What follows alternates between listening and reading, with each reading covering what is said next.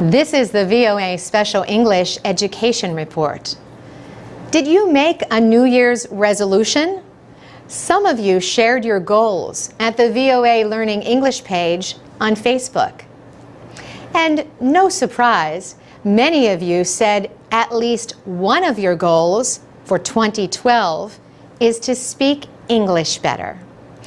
Daniel Kwan even went so far as to declare, "I'm definitely going to try to study English at least an hour a day." Jose Antonio Velarde says, "My first resolution is to speak English as fluently as my Spanish." And Tuti Riel says, "My New Year's resolution is to be able to speak English and Mandarin fluently and be a better person." Juwita Zulmi says she wants to improve her English and get a scholarship to study overseas. Another goal for 2012, a new boyfriend. Durley Johanna Barreto has these two resolutions: to speak English fluently and to get a job. Hsian Kim also has two goals: to lose weight and improve speaking English. And Katie Cecalina has these resolutions: don't eat meat, I'll take it easy, then to learn Spanish or Italian and find my real love. The last ones will be the most difficult, she thinks. Rafa Mintz's main goal is finishing high school and getting into a university. Lola Wesquito Octobrata says, "I am going to get married and finish my undergraduate study with good results." And Uma Sharif is ready for the next step this year, a master's degree. Handri Permana has this resolution: be more meaningful before my time's up on earth. And Handri has this advice for others: have fun seriously in life. DNL Pajirian has fun playing the video game Defense of the Agents, or DOTA. DNL says, "My New Year's resolution is I want to spend more time on my studying than playing Dota." Refki Aditya's resolution is to not be lazy about studying anymore. And Noor Chinifa says, "I want to be the best in my national examinations, to be a braver girl, and to take a scholarship abroad."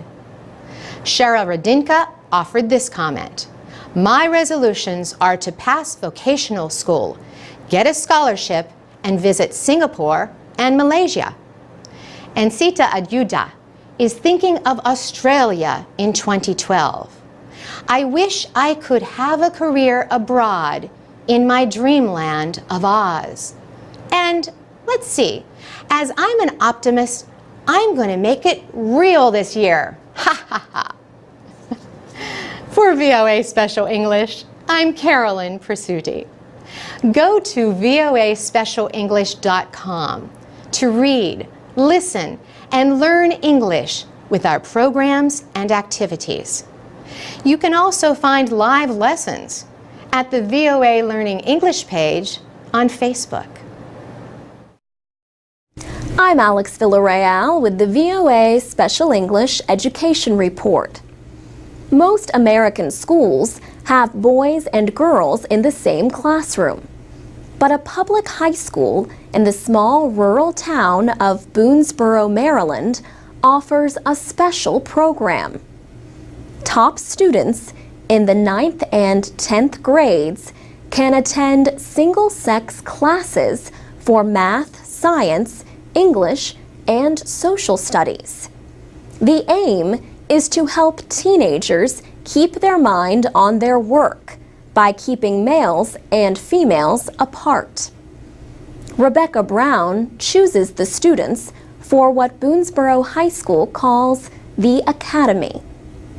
She says, "What we really want to do is take that top group of kids and take them to the very highest level they can achieve here so that they're prepared for college. Placement in the academy is voluntary. Students are invited after middle school. They need good grades, high test scores, and strong teacher recommendations.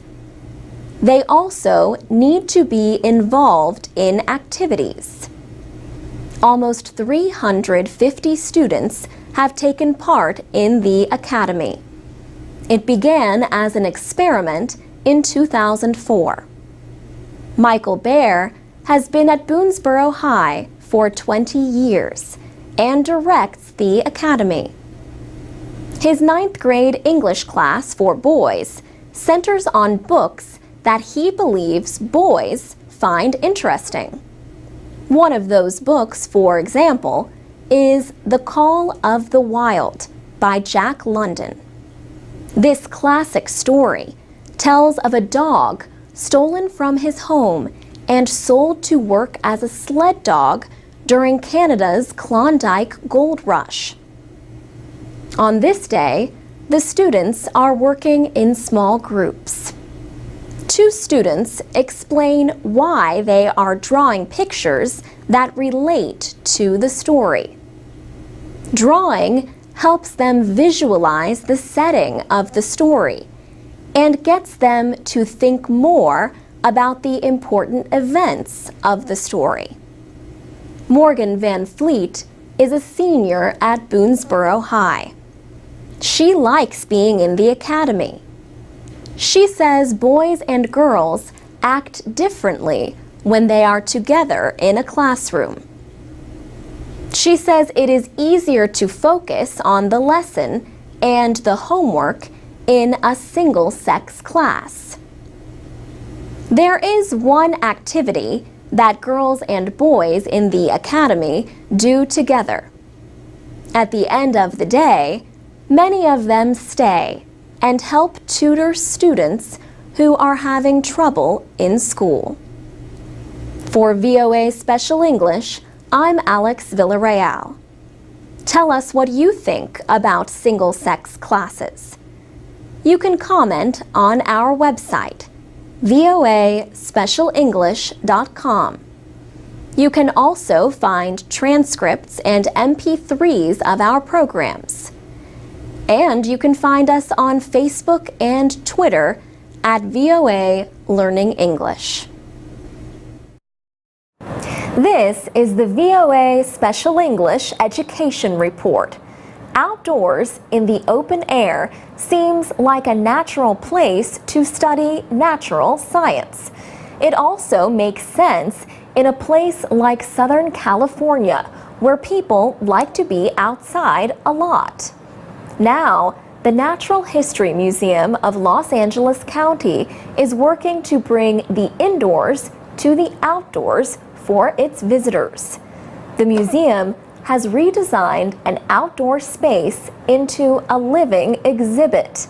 This is a big change for the 1.5 hectare area. It used to include a parking lot. Now, instead of cars, it welcomes birds, butterflies, and other living things. Scientists who work at the museum come outside to describe plants and insects in the natural setting of this outdoor laboratory. Greg Pauly specializes in studying turtles, like the western pond turtle. He tells the students how development has changed its natural habitat. He says these turtles are happiest around small bodies of water that grow and shrink with the seasons. He tells the students that 150 years ago, before there were very many people in the area, all the streams were just seasonal streams. And the western pond turtle loved that habitat, he says, and with people, we have changed the habitat. Today, he says, there is a lot more permanent water, like a pond at the Natural History Museum itself.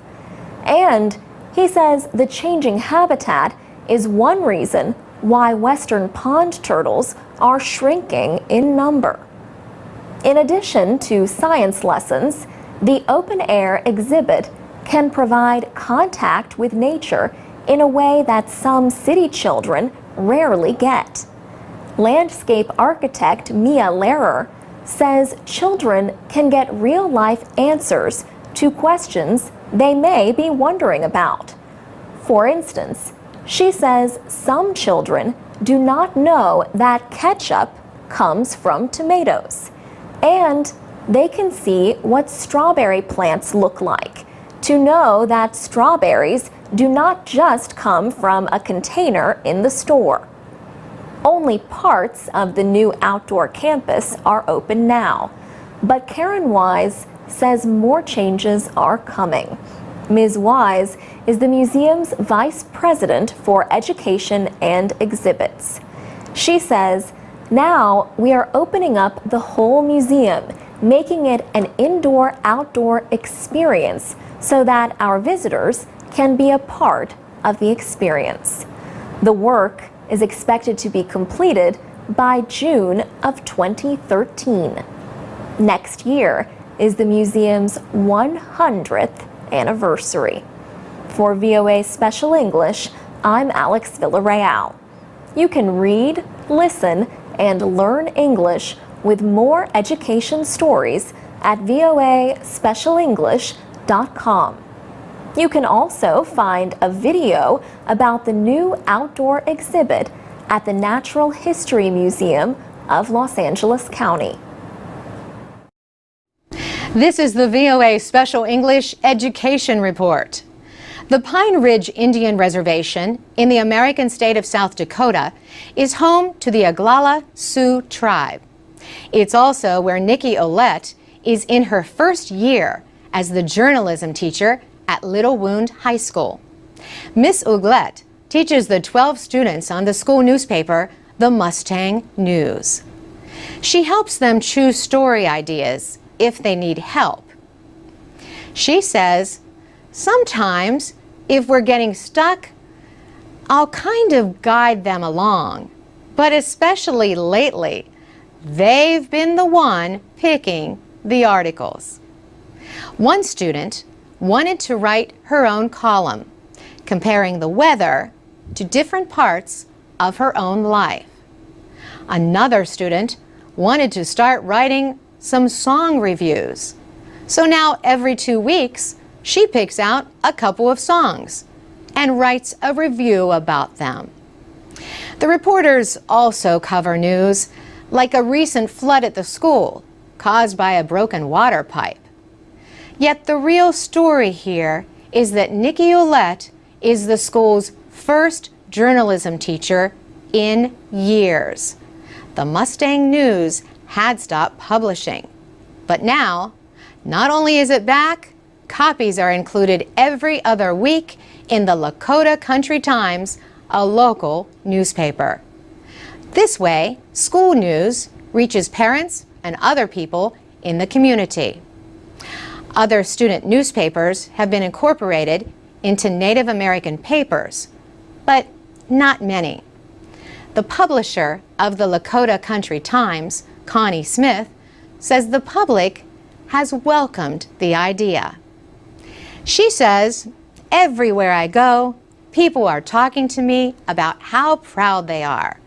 The kids do the news. They do the interviews.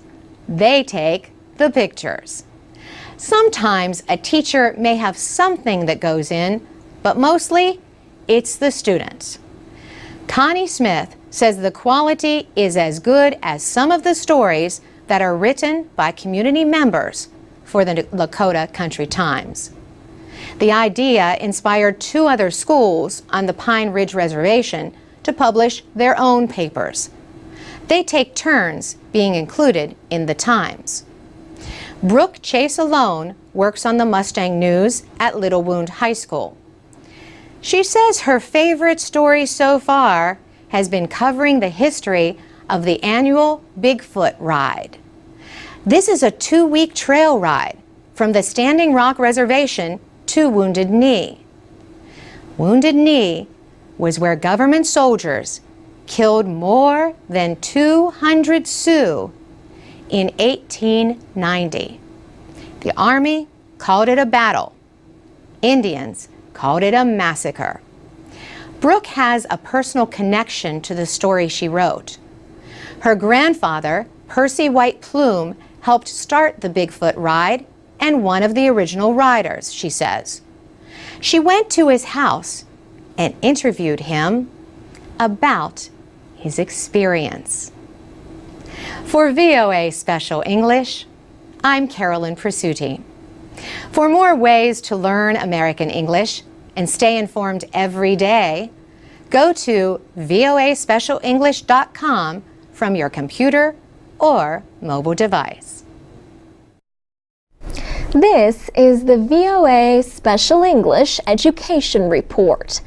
9 years ago, Maine became the first American state to provide laptop computers to all 7th and 8th graders in public schools. The northeastern state has since expanded that program to about half of its high schools. Now, one school system in Maine has launched a project to provide tablet computers, the Apple iPad, to all kindergartners. Some people have criticized the project as a waste of money, but school officials expect it to increase learning. Lori Gerard teaches 5- and 6-year-olds at Sherwood Heights Elementary School in Auburn, Maine. Before the students collect their iPad, they say a rhyme to remind them how to be careful with it. Fingers on the bottom, thumbs on top. That way my iPad won't drop. Ms. Gerard plans to use different applications to help her create a learning plan for each student. The iPads have been in her classroom since the school year began in September. The principal of the school, Laura Shaw, says the iPads quickly let children know if they answer questions correctly. When you have 18 kids in the classroom and you see 10 kids hands raised up, the teacher does her best to get around. But sometimes, with the iPads and certain apps, the kids get immediate feedback. Almost 300 kindergartners in Auburn are using iPads this year. Project coordinator Mike Muir says he believes the computers can help students improve in reading and math. Less than 2/3 of the 3rd graders in the school system are at what are known as benchmark levels. Mr. Muir says, one of our literacy interventionists was working with several of her students and having a hard time with helping them be successful. She finally pulled out her own personal iPad and had them work on some apps for letter recognition and letter formation, and they met the benchmark very quickly. School districts in other states, including South Carolina, Tennessee, and Illinois, are also using iPads. The project in Maine costs $200,000. Most of that money is from the state and the federal government. Not everyone supports the project. Elliot Soloway is a computer science professor at the University of Michigan. It's ridiculous, he says, and not because of the iPads, but because of the amount of money. Is the iPad an effective learning tool? Educators in Maine plan to give a report at the end of the school year. For VOA Special English, I'm Alex Villarreal. This is the VOA Special English Education Report. About 1/5 of Americans aged 6 to 19 are considered overweight. To reduce that number, some schools are teaching children to make better food choices. The E.W. Stokes Public Charter School in Washington has started to include food topics in its third grade math and English programs. The school formed a partnership with Seedling Projects, an environmental group in San Francisco, California. Peter Nally is a curriculum director for a program called Farm to Desk. He says they are doing this in part to address the issue of childhood obesity.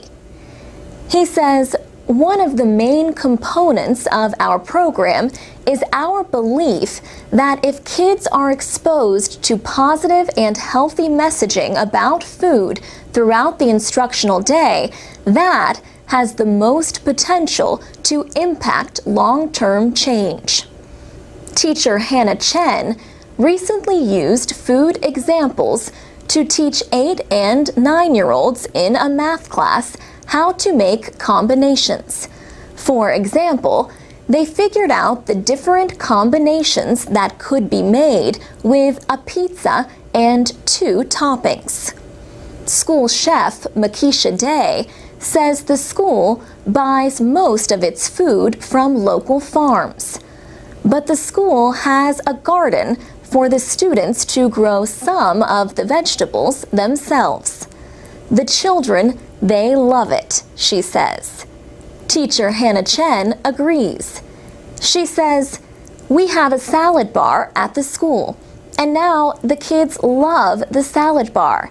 They love the fruits and vegetables. So I think it is making a big difference in their lives." She says the third graders have also learned to read the sugar and fat content listed on food packages. She says the E.W. Stokes Public Charter School in Washington plans to expand the Farm to Desk program to other grades next year. Charter schools get public money but do not have to follow the same rules as traditional public schools. Many charter schools have specialized areas of study, like Environmental Charter High School near Los Angeles. Students learn the importance of protecting the environment. Rigo Estrada says he used to be the kind of person who threw trash on the street. But now he has done things like clean up beaches and teach elementary school students about the importance of water conservation. He says he now knows that going green actually is a really serious topic. Students learn from teachers and outside experts, like the owner of an environmentally friendly business. They also learn how to prepare a business plan that they can use to help pay for college. For VOA Special English, I'm Alex Villarreal. This is the VOA Special English Education Report. A few years ago, a university researcher was having problems with an experiment that involved medical imaging. His advisor and his friends had no solutions. The researcher was Iyad Madish at Harvard in Massachusetts. "I was so frustrated," he says. His solution was to start a scientific network for researchers. It lets them connect with each other and share information about their research and their publications. ResearchGate is similar to another social network developed at Harvard, Facebook. But Mr. Madish says the purpose of his site is to make scientists more productive. He says his goal is to win a Nobel Prize. If we think that ResearchGate will accelerate research in all the different fields, it will change the speed of science significantly in the future.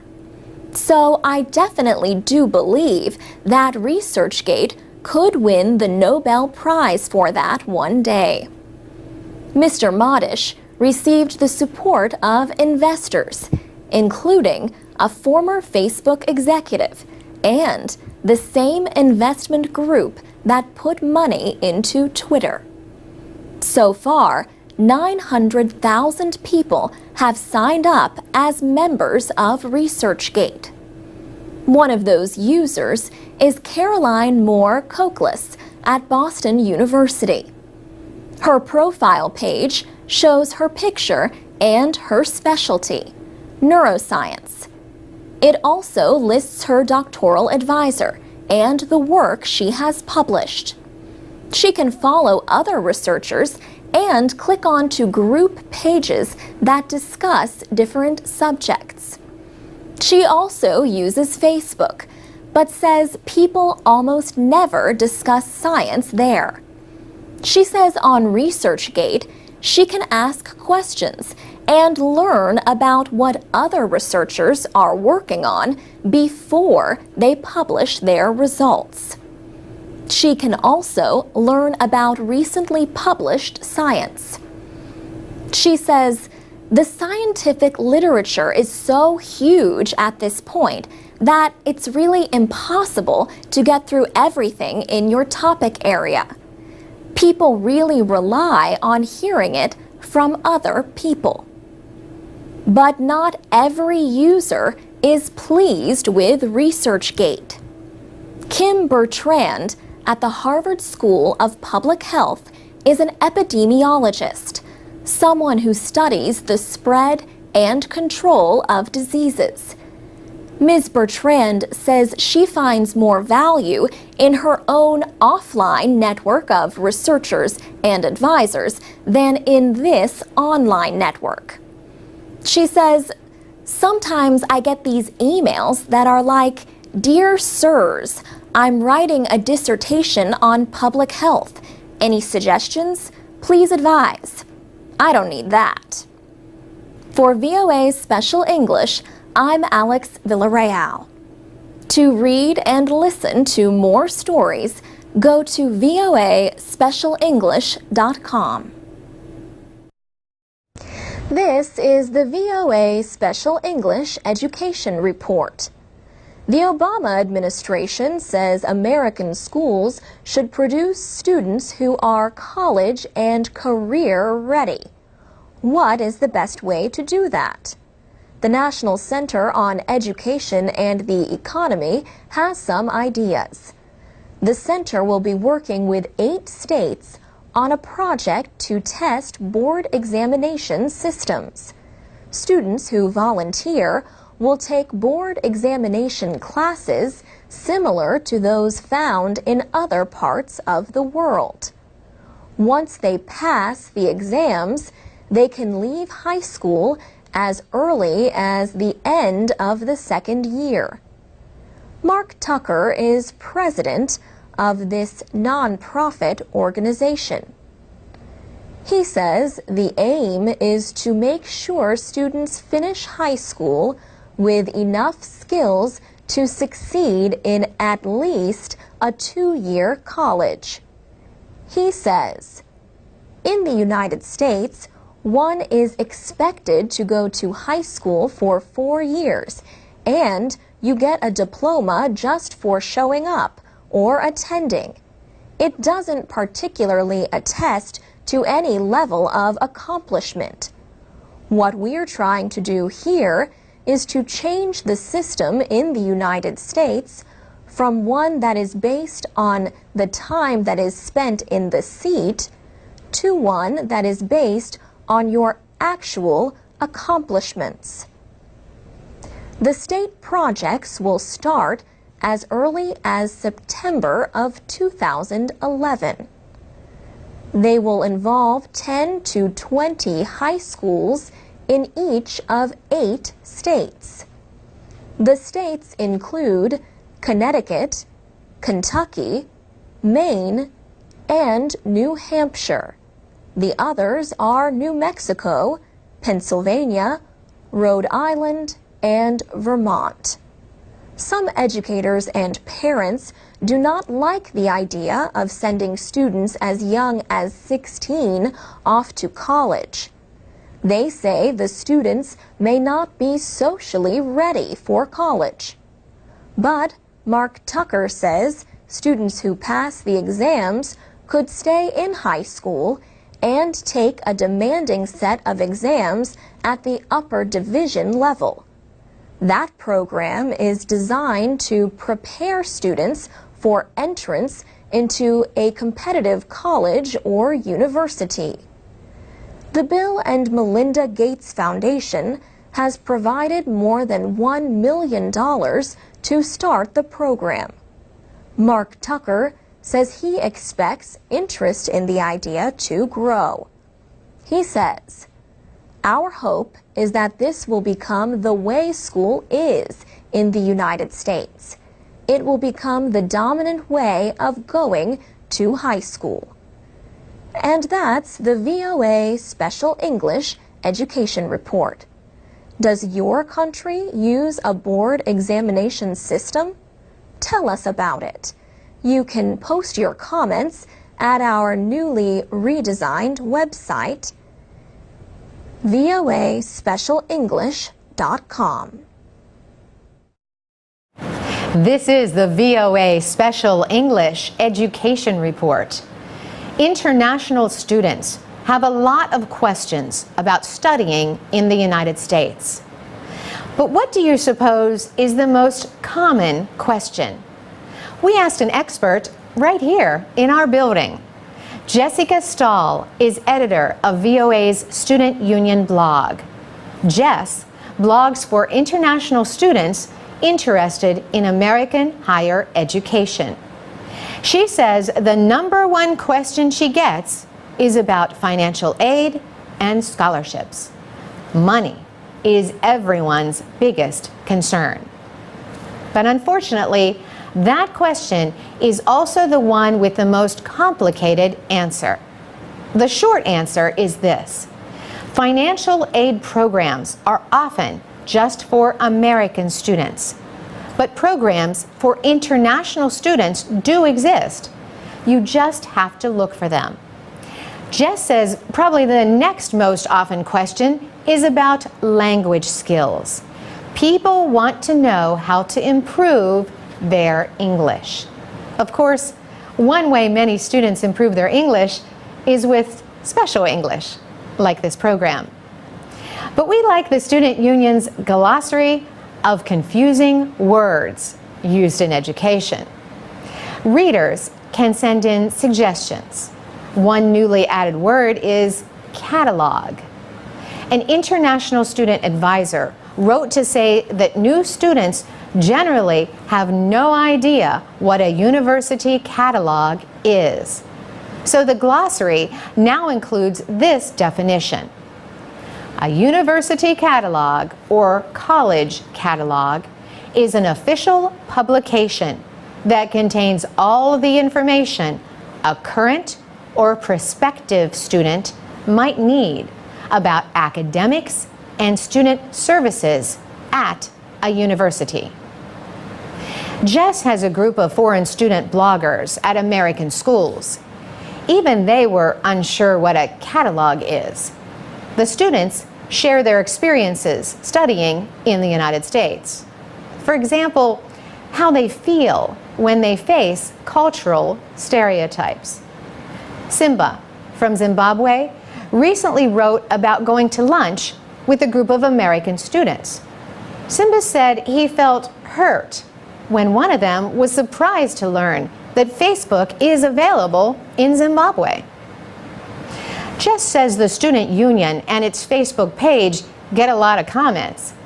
She hears from a lot of students from China, Pakistan, Nigeria, Indonesia, pretty much all over the world. Jess gave us a list of websites where you can research colleges and universities, financial aid, and more. You can find that list at voaspecialenglish.com. She says the only must-know site for all international students is Education USA from the State Department. The address is educationusa.info.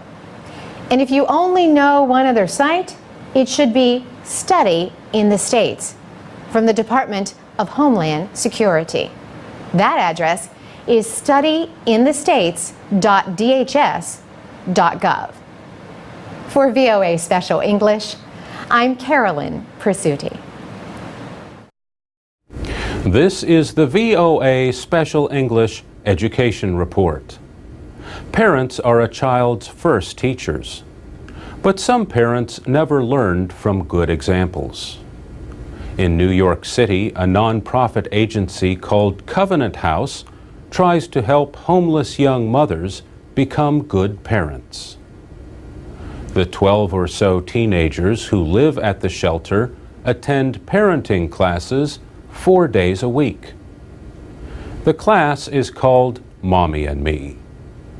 Teacher Dolores Clemens is a mother of 5 and a grandmother. She teaches basic skills, like how to give a baby a bath and how to dress a baby depending on the season.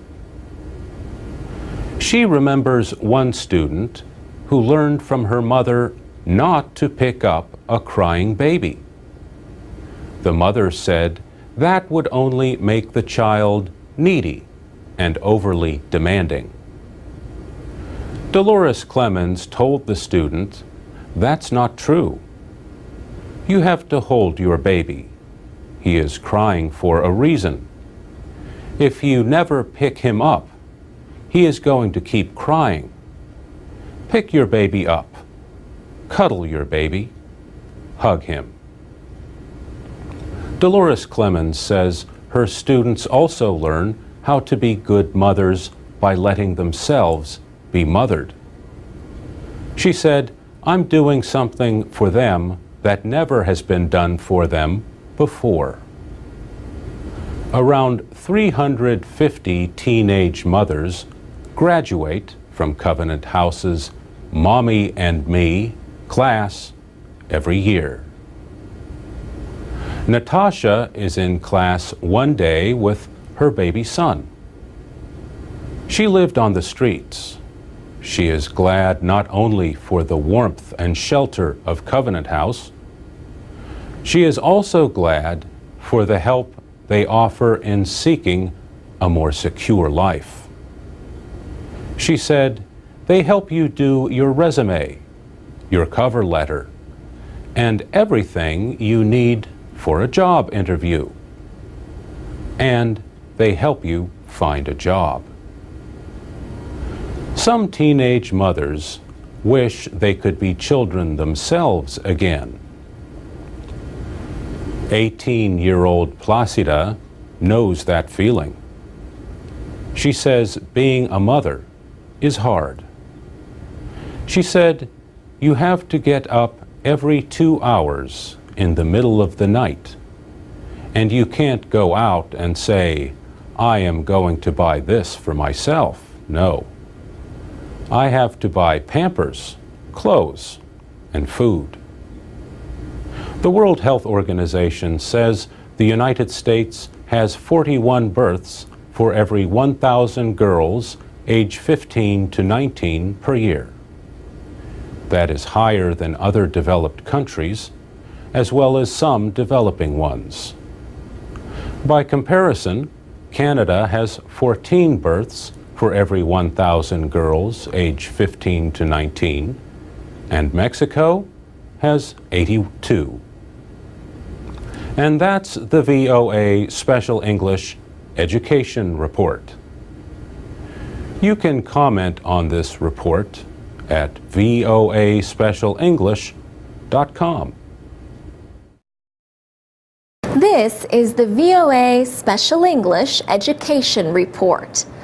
About 18,000 refugees from Burma have come to the United States each year since 2007. Some have settled in Howard County, Maryland, between Baltimore and Washington. A local school began teaching English to the children of the refugees. But while the children learned the language, their parents did not. Currently, almost 50 Burmese youngsters attend Bowman Bridge Elementary School. Laurel Conran teaches English to speakers of other languages. One of her students is Tane Jiang. Another student is Tane's mother, Thien Yang. The teacher practices English with the mother at the mother's workplace. Many Burmese refugees work at Coastal Sunbelt Produce. The company supplies fruits and vegetables to restaurants and other businesses. Laurel Conran started English classes there to help refugees from the country also known as Myanmar. The program is a 6-week session held every Wednesday from 12 to 1 o'clock. Each week, Ms. Conran goes to Coastal Sunbelt. As the Burmese workers eat lunch, they also practice their new language skills. They sit with an English-speaking volunteer in small groups. Lisa Chertok is a manager at the company and also has a child at Bowman Bridge. She helped Ms. Conran develop the lessons. When the Burmese employees got here, they were very, very shy. Now, I find that they are more responsive as employees. They're more communicative. And as parents, they are also more involved in their children's school. Jonathan Davis is the principal of Bowman Bridge Elementary School. He says, "I really see it as the beginning of a great partnership between a business and a school. And we've just begun to scratch the surface with how that could benefit, really, the greater community." Mr. Davis hopes the lessons will help Burmese parents feel better about communicating with the school. Even as simple as making a phone call to say that their son or daughter is sick, even if that's the amount of English that they have gotten from the program, that truly will help us. For their work, Laurel Conran and Lisa Chertok received a Community Builders Award from Howard County. Ms. Conran says, "As a community, we want to work together collaboratively because when everybody works together, it's a win-win situation." And that's the VOA Special English Education Report. We have a video about the program at voaspecialenglish.com. For VOA Special English, I'm Alex Villarreal.